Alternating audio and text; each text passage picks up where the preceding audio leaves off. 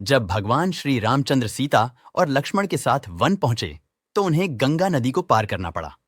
गुहा ने भगवान राम के निर्वासन के बारे में सुना था और उनकी मदद के लिए दौड़े आए थे।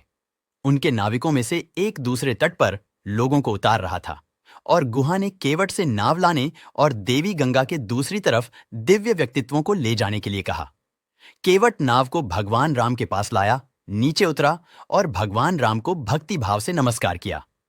उन्होंने अपने दिनों की शुरुआत और अंत भगवान राम की प्रार्थना के साथ किया और पूरे दिन वे भगवान की महिमा के बारे में बात करने के लिए जाने जाते थे। केवट ने गुहा से पूछा कि क्या वह नाव में कदम रखने से पहले भगवान के पैर धो सकते हैं। गुहा ने उन्हें नाव में बैठने के बाद उनके पैर धोने को कहा, लेकिन केवट अडिग था और उसने गुहा से कहा कि वह नाव में चढ़ने से पहले भगवान के पैर धोना चाहेगा। गुहा को उसकी जिद पर थोड़ा गुस्सा आया और वह आपा खोने वाला था। तब केवट ने स्वयं भगवान राम को अपनी बात समझाने का निश्चय किया। भगवान, एक नाविक के रूप में मेरे पास जो सीमित आय है वह जीवन में दोनों सिरों को पूरा करने के लिए पर्याप्त है और मुझे डर है कि मैं और नावों का खर्च नहीं उठा सकता। इसलिए मुझे अपनी नाव में कदम रखने से पहले कृपया अपने पैरों की धूल धोने दें। भगवान राम सीता देवी को देखकर मुस्कुराए और चुप रहे। केवट ने आगे कहा, भगवान, मैंने सुना है कि जंगल में आपके चरणों की धूल ने एक पत्थर को गले लगा लिया और वह एक महिला बन गई।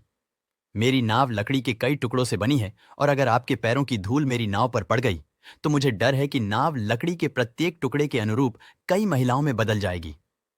इसलिए मैं आपसे नाव में कदम रखने से पहले पैर धोने और इसे धूल मुक्त करने का अनुरोध कर रहा हूं। कृपया मुझ पर दया करें। उनके पैर धोने के बाद केवट ने अपने हाथों को धरती पर रखा और भगवान से नाव में कदम रखने से पहले अपने हाथ पर पैर रखने के लिए कहा। इस तरह उसने भगवान के चरणों का स्पर्श करके अपने सारे पाप धो दिए। केवट ने भगवान के चरण धोकर उन्हें नदी पार कराया। जैसे ही वे नाव से उतरे, माता सीता ने तुरंत अपनी उंगली से एक अंगूठी निकाली और भगवान राम को सौंप दी और उन्हें केवट को सौंपने का संकेत दिया। भगवान राम ने कहा, भाई, हम आपकी दयालु सेवा के लिए केवल इतना ही भुगतान कर सकते हैं, यह स्वीकार करें। केवट सिर हिलाते हुए, नहीं मेरे भगवान, मैं संभवतः आपसे यह स्वीकार नहीं कर सकता। भगवान राम, क्यों? केवट, क्योंकि एक ही पेशे के लोग एक दूसरे से अपनी सेवाओं के लिए पैसे नहीं लेते। एक नाई जब दूसरे नाई से बाल कटवाता है तो वह कभी भुगतान नहीं लेता है। धोबी भी अपने संगी धोबी से कभी पैसे नहीं लेता। भगवान राम, भाई, आप और मैं एक ही पेशे के कैसे हो सकते हैं? आप एक केवट हैं और मैं केवट। प्रभु, हम दोनों एक ही काम करते हैं। मैं लोगों को गंगा के इस किनारे से दूसरे किनारे पर फेरी लगाता हूं। आप जीवन की यात्रा के माध्यम से लोगों को संसार के सागर, भव सागर के पार ले जाते हैं। मैं आपसे भुगतान कैसे स्वीकार कर सकता हूं? प्रभु, मुझे कुछ नहीं चाहिए, लेकिन कृपया, जैसा कि मैंने आज आपको इस नदी से पार कराया है, जब मेरा समय आएगा तो मुझे संसार सागर, भौतिक अस्तित्व के महासागर के पार ले जाएं। यही तुम्हारी मेरे पास वापसी होगी। केवट के इस भक्तिपूर्ण अनुरोध से भगवान इतने अभिभूत हुए कि उन्होंने अपनी भुजाएं फैला दीं और केवट को गले लगा लिया। बाद में कुशल मल्लाह को जन्म और मृत्यु के चक्र से मुक्ति मिली। परमेश्वर की इस छोटी सी सेवा के कारण उन्होंने भगवान राम के चरण कमलों की अंतहीन भक्ति के लिए भगवान से भी पूछा। भगवान राम ने कहा कि आज से आपको दूसरा जन्म लेने की आवश्यकता नहीं है और भौतिक संसार से केवट मुक्ति प्रदान की।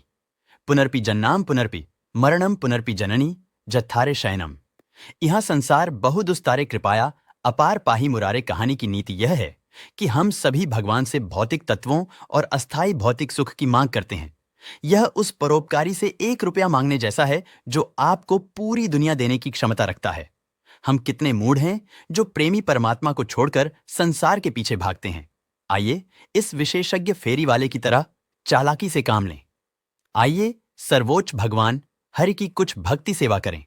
इस तरह जीवन में परम पूर्णता तक पहुंचना सुनिश्चित हो जाएगा। दयालु भगवान स्वयं आते हैं या हमें सही दिशा दिखाने के लिए अपने भक्तों, संतों को भेजते हैं।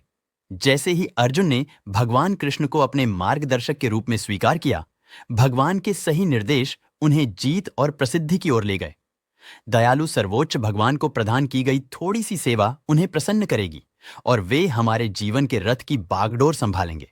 और जब परम भगवान हमारे मार्गदर्शक होंगे तो क्या जीवन पथ पर हमारी जीत में कोई संदेह होगा?